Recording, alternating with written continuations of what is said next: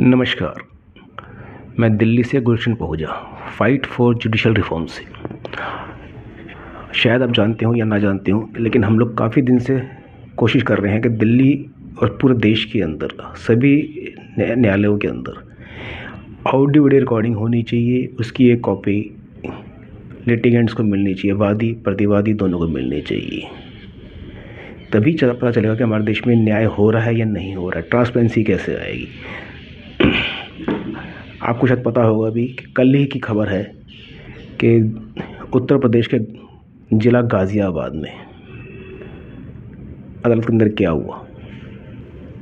एक फ़िल्म आई थी बहुत साल पहले ज़िला गाज़ियाबाद के नाम से। मुझको लगता है कि कल की कोर्ट के अंदर वही हुआ जो उस फिल्म में दिखाया गया था। जैसा माहौल दिखाया गया था उस फिल्म में कोर्ट के सीन तो शायद नहीं थे, लेकिन और बहुत कुछ था। वहाँ का माहौल, वहाँ के लोगों की मेंटालिटी, कानून पर लोगों का विश्वास, कानून का पालन सिर्फ आम जनता से ही नहीं, सरकारी अधिकारी, पुलिस, जज, वकील, क्या ये सब कानून से ऊपर हैं? कौन कानून का पालन कर रहा है आज की डेट के अंदर? कौन किसी की रिस्पेक्ट कर रहा है? क्या ऐसा होना चाहिए? ऐसे बहुत से सवाल उठते हैं। और क्या ऐसी घटनाओं से देश की आम जनता का उन पर विश्वास बढ़ता है या घटता है? जितना सुनने में आ रहा है कि वो किसी बेल मैटर की वजह से था, यानी कि किसी की जमानती अर्जी। जब किसी बेल मैटर पे अगर वकील और जज की इतनी तीखी बहस हो जाए कि जो इतने बड़े विवाद के अंदर बदल जाए, तो कम से कम मैं और देश का कोई भी एक आदमी इस बात को तो अच्छी तरह जान सकता है, मान सकता है कि वो बेल किसी आम जनता, पीड़ित गरीब आदमी, आदिवासी के लिए नहीं हो रही होगी, ना उस पर सुनवाई हो रही होगी। वो किसी न किसी के लिए, एक दबंग के लिए हो रही होगी, किसी के लिए हो रही होगी। तभी इतनी विवाद बढ़ गया कि उस वकील साहब पे इतना प्रेशर होगा कि उनको बेल दिलवानी ही है एट एनी कॉस्ट। और जज साहब ने बेल क्यों नहीं दी या क्यों नहीं देना चाहते थे, आई डोंट नो। उस बारे में अभी ऐसे कोई खबरें नहीं आई हैं। और हम और आप लोग सिर्फ मीडिया की खबरों पर ही डिपेंडेंट होते हैं, इसके अलावा कुछ नहीं। वो सच बोले तो सच, झूठ बोले झूठ, उस पर डिपेंडेंट होते हैं सिर्फ हम लोग। और शायद आप लोग एडवोकेट तो खैर इस बात को अच्छी तरह भली बातें जानते हैं, जज भी जानते हैं, पुलिस भी जानती है, लेकिन आम जनता इस बात को, वही आम जनता से वो ही आदमी इस बात को जानते हैं कि बेल मैटर भी एक माफिया ही है। अगर आप किसी से दबे जो बात करेंगे तो आपको हर कोर्ट्स के अंदर कुछ ना कुछ ऐसे एडवोकेट्स, ऐसे लोग मिल जाएंगे जिनकी बेल कराने में मास्टरी होती है। ऐसा क्यों?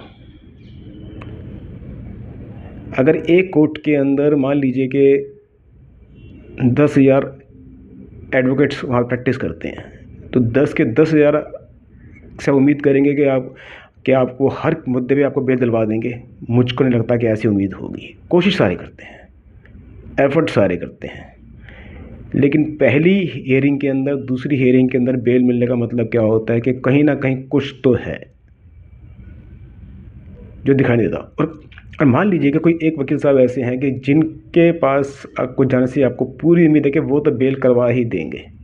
ऐसी क्या बात है? क्या वो कुछ कानून की अलग किताबें पढ़ते हैं? ऐसी क्या बात है? अगर उन्होंने कुछ कानून किताबें अलग पढ़ी भी हैं तो उनके पहले मैटर के अंदर ही सबको दिख जाता है कि उन्होंने इस ग्राउंड्स के ऊपर बेल दी है, तो क्या वो ग्राउंड्स बाकी सारे यूज़ नहीं कर सकते? क्या करते होंगे, पर उन्हें बेल क्यों नहीं मिलती? और जो कल की घटना हुई है, हमारे देश के अंदर जो जुडिशरी है वो ऑटोनोमस है, उसके ऊपर सरकार का कंट्रोल नहीं है। सरकार उसको सिर्फ फंड प्रोवाइड करा सकती है, सुरक्षा दे सकती है, कानून बना सकती है, लेकिन उनके अंदर के इंटरनल जो है, जो भी होता है, वो उसको जुडिशरी खुद ही उसको रिफॉर्म करती है, उसको अपने हिसाब से देखती है। गाज़ियाबाद उत्तर प्रदेश के अंदर आता है, योगी सरकार के अंदर आता है। योगी सरकार का जो पिछला ट्रैक रिकॉर्ड रहा है कि वहाँ पे अपराधियों पर तो भली भांति लगाम लग चुकी है। छोटे मोटे अपराध तो होते ही रहेंगे, क्योंकि ऐसे हम नहीं कह सकते कि रामराज आ गया। और रामराज का मतलब अपराध ना होना नहीं है। रामराज का मतलब है कि अपराध हो रहा है तो उस राक्षस को सज़ा मिल रही है, उसके साथ किसी सरकार या राजा उसके साथ नहीं खड़ा हुआ, वो उसको पनिश कर रहा है हर हालत के अंदर, चाहे उसके घर का सदस्य ही क्यों ना हो। रामराज उसे कहा जाता है। और दूसरी बात यह है कि अगर योगी जी के हाथ में मेरे को लगता है और ऐसा कुछ कर सकते होते योगी जी, तो ये काम बहुत वो पहले कर चुके होते, कोई ना कोई कानून बना के या कुछ ना कुछ करके। पर चूंकि जुडिशरी एक ऑटोनोमस बॉडी है, इसको खुद को ही सुधारना है अपने आप को, और खुद को सुधारने के बजाय ये और कितना सुधार रहे हैं ये आप लोग अच्छे तरह जानते हैं। मुझे इसमें कहने की ज़रूरत नहीं होती है, क्योंकि जो गिनती के सिर्फ 4 दिन 4 तारीख कोर्ट के अंदर देख लेता है, 1 2 3 4, मैं सिर्फ 4 ही कह रहा हूँ, 5वीं तारीख को समझ जाता है कि उसको यहाँ पे न्याय तो मिलने से रहा, किसी भी तरह करके उसको फेवर लेना है, फेवर ही मिलेगा, या किसी भी कानून के हिसाब से ऑर्डर मिलेगा उसको, लेकिन एट द एंड उसको न्याय मिलने से रहा। आप क्या चाहते हैं कि देश की न्याय व्यवस्था ऐसे ही रहे? अगर कोर्ट के अंदर ऑडियो वीडियो रिकॉर्डिंग हो रही होती है तो क्या ऐसा होता? और अगर ऐसा होता तो क्या अब जिन्होंने भी कुछ भी किया, चाहे वो जज साहब हों, चाहे वो वकील साहब हों, चाहे वहाँ के लिटिगेंट्स हों, चाहे वहाँ के पुलिस वाले हों, क्या उनको आम माफ़ी मिल जाएगी? आमतौर पे ऐसे कैसे करके समझौता हो गया, कंप्रोमाइज़ हो गया। क्या कंप्रोमाइज़ न्याय है? सज़ा मिलना न्याय है। भय भिन्न प्रीत नहीं होती। एक जज साहब को पता होगा मैं अगर ये कुछ कर रहा हूँ मेरे कंडक्ट के खिलाफ आ रहा है तो उनको पनिश होगी, उनकी डिमोशन होगी, उनको मस्टरमेंट किया जाएगा। एक वकील साहब को पता होगा मैं बियॉन्ड द जस्टिस जाके कोर्ट के डेकोरम को ख़राब करता हूँ तो नहीं, मेरा बार लाइसेंस कैंसिल होगा, तो वो भी उस हिसाब से बात करेंगे। वकील साहब को पता होगा अगर मैं अपने गलत तथ्य रख रहा हूँ तो उनके खिलाफ भी एक्शन हो सकता है, तो वकील साहब भी अपने क्लाइंट से गलत तथ्य पेश करने को नहीं कहेंगे। ज़्यादा क्या क्या हूँ, आप लोग सब समझदार हैं, लेकिन मेरा सर आपसे इतना ही कहना है कि जुडिशरी ठीक होगी तभी हमारा देश ठीक होगा। नेता तो आते रहेंगे जाते रहेंगे, 5 साल के लिए आएंगे, 2 साल के लिए आएंगे, 10 साल के लिए आएंगे, लेकिन 70 साल से जुडिशरी वहीं की वहीं है। क्या लोगों को न्याय मिल रहा है?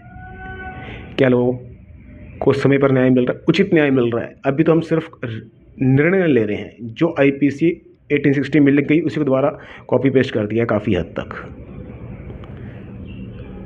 सुधार बहुत सारे करने हैं, लेकिन बिना ट्रांसपेरेंसी के सुधार नहीं हो सकते। और ट्रांसपेरेंसी के लिए आज की डेट के अंदर मेरा मानना है कि सब डिजिटल टाइम के अंदर मेरा मानना है कि सबसे अच्छा टूल सिर्फ कैमरा ही है। अगर मान लीजिए मेरी कोर्ट के अंदर 10 डिजिट या 15 डिजिट या 20 डिजिट पड़ती हैं, आज उन सबके ऑर्डर कॉपी तो मैं सर्टिफाइड कॉपी ले सकता हूँ, लेकिन कोर्ट के अंदर किस ढंग से क्या नाम है क्या हुआ, मुझे कोर्ट के अंदर कितना टाइम दिया गया, मैं तो हर डेट के अंदर कोर्ट के अंदर पहुंचा, 50 डेट के अंदर मेरे को कितना टाइम दिया गया, मेरी बातों कितना सुना गया, समझा गया, और उन्हें किस तरह से लिखा गया, उस सब की अगर वीडियो रिकॉर्डिंग होगी और उस पेन ड्राइव वो आपके घर के अंदर होगी तो आप उसे चेक कर सकते हैं कि आपने गलती करी है, आपने जो शब्द बोला था वो शब्द बोला गया, वो लिखा गया या नहीं लिखा गया। और दूसरी बात यह है कि क्या कोर्ट के अंदर ऑडियो वीडियो होने से जस्ट लाइक एक आज जो ओपन कोर्ट कहा जाता है वो सही मायने में ओपन कोर्ट तब बनेगी, अभी वो ओपन कोर्ट नहीं है।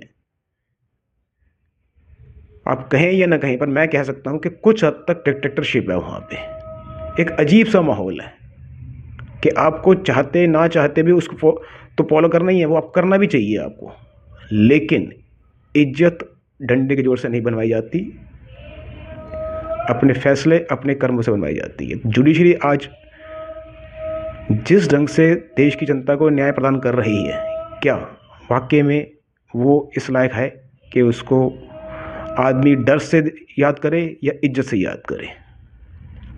अंत में यही कहना चाहूँगा कि अभी हमने कोशिश करी है कि हम देश की अदालतों में जाकर अवेयरनेस के लिए कुछ वीडियो शूट कर रहे हैं, तो कृपया इस चैनल को लाइक सब्सक्राइब कर दीजिएगा, जिससे कि जैसे ज़्यादा लोगों तक इसके व्यूज़ पहुँचें और हमारी आवाज़ शीर्ष पद पर बैठे हुए उन लोगों तक पहुँचे जिनको हम 100 मेमोरेंडम दे चुके हैं। और मैं ही नहीं देता, अनगिनत लेटर्स सुप्रीम कोर्ट्स के अंदर आते हैं, लेकिन मुझको नहीं लगता कि वहाँ पर किसी एक पर भी कार्रवाई या सुनवाई होती होगी। तो ये अब आपका फ़र्ज़ भी है और मेरा फ़र्ज़ भी है कि इस आवाज़ को, इस मुहिम को बनाना है कि हमें सबसे पहले इस देश की जुडिशरी को रिफ़ॉर्म करना है। जुडिशरी ठीक होगी तो हमारा देश अपने आप ठीक हो जाएगा। धन्यवाद।